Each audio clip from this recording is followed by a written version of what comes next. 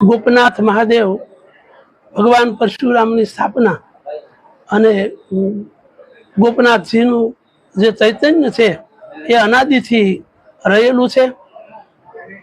નરસિંહ મહેતાને દર્શન આપી અને રાસલીલાના દર્શન કર્યા અને કરાવ્યા એના કારણે નવખંડમાં ગોપનાથનું નામ પ્રસિદ્ધ થયું।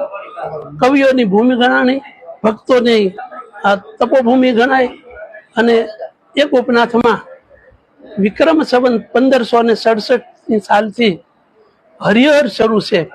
ભારતમાં શિવ મંદિરો કદાચ મને ખ્યાલ પ્રમાણે આ પહેલું હશે કે જ્યાં હરિહરની હાકલ પડે છે।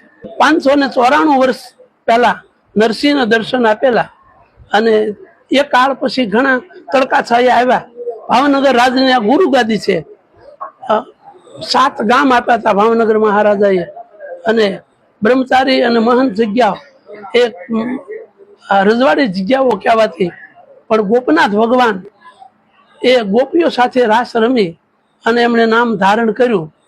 આ પ્રકૃતિમય સ્થળ છે અને પ્રકૃતિમય સ્થળમાં સમુદ્ર પોતે ગોપનાથના અભિષેક કરે છે કિરણોથી।